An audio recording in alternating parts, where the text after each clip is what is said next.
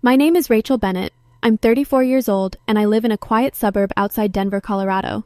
For 8 years, I was married to a man named Daniel Cole, a man I trusted with everything: my name, my time, my future.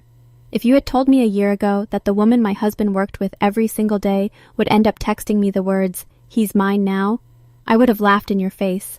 But that's exactly what happened. And what she didn't know, what neither of them knew, was that I owned far more than either of them could ever imagine. This is my story, and by the end of it, you'll understand why silence can be the loudest kind of power. Daniel and I met in our late 20s, back when he was just starting out as a regional manager at a mid-sized logistics company. I was working in high-level corporate finance at the time, quietly building an investment portfolio under my maiden name's venture firm, Bennett Capital Partners. We built a life together, a modest house, Sunday dinners, the kind of routine that feels boring to outsiders but felt safe to me. I supported him through every promotion, stayed up late helping him prepare presentations, and truly believed we were a team. But somewhere along the way, Daniel started changing. It started small. A new employee named Vanessa Hart joined his branch as an executive assistant. At first, her name was just mentioned in passing during dinner. Compliments, nothing more. Then came the late nights, the client emergencies, and the phone that suddenly started facing down on the counter. I wish I had noticed the signs earlier. But when you've built 8 years of trust, your mind finds 1,000 excuses before it faces the truth, until the day I couldn't ignore it. It happened on a Tuesday while Daniel was in the shower. A text lit up his phone screen from Vanessa. "He's mine now. You should let him go quietly." I stood there frozen. 8 years of marriage, and a stranger was telling me to leave quietly. I didn't scream. I didn't cry. Vanessa clearly thought her text would intimidate a desperate, clueless wife into walking away. What she didn't realize was that I wasn't desperate, and I certainly wasn't powerless. I placed the phone back down and walked away to think.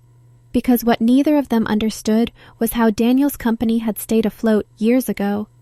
When the firm was struggling to expand, Daniel had brought the investment opportunity to me. Quietly, through Bennett Capital Partners, I provided the crucial funding. Daniel signed the operational documents, but because he never cared for legal fine print, he assumed Bennett Capital was just an anonymous private equity firm where I held a minor dividend stake.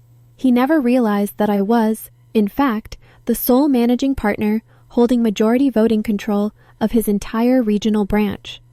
I wasn't just his wife, I was his employer's primary investor. Instead of throwing a scene, I played the long game. The following morning, I contacted the company's board chair, someone who knew my financial standing well, and requested to exercise my right as majority shareholder to attend the upcoming quarterly board meeting in person. For years, I had been a silent partner, delegating representation to proxies. They were glad to have me. Over the next 2 weeks, while acting like the quiet, dutiful wife at home, I gathered every bank statement, investment clause, and internal communication log, filing a formal confidential governance review with the board. They thought they were being discreet. They thought the only obstacle was a woman with no leverage. I let them believe it right up until Friday morning. Daniel entered the executive boardroom expecting a standard quarterly review, with Vanessa sitting right beside him to take notes. But as the board members took their seats, the board chairman tapped his microphone. "Before we begin today's agenda," the chairman announced, "I'd like to welcome a rare guest to our physical meeting, Rachel Bennett, managing partner of Bennett Capital Partners and our primary controlling investor." I walked into the boardroom, dressed impeccably, and took the reserved seat directly beside the board members. I watched Daniel's face go completely pale as his mind struggled to process what he was seeing. I watched Vanessa's confident smile vanish into sheer panic. Following the pre-filed governance review, the chairman opened the floor to compliance. I looked directly at Daniel, stayed completely calm, and said, "As the primary stakeholder, I have submitted evidence of an undisclosed relationship between regional management and direct subordinates. I am requesting an immediate formal investigation into management ethics, conflict of interest, and abuse of authority." The silence in that room was deafening.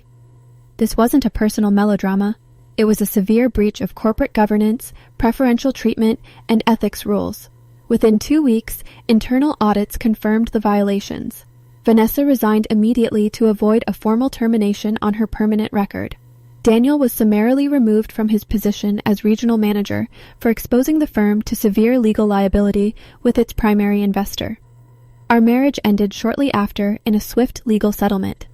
In our final conversation, Daniel admitted he never truly understood who he was married to. I told him that was his biggest mistake. Vanessa thought she was taking a husband from a powerless woman. She never realized the very floor she stood on was built on my foundation. Never underestimate the quiet ones. We aren't weak, we're just waiting for the right moment.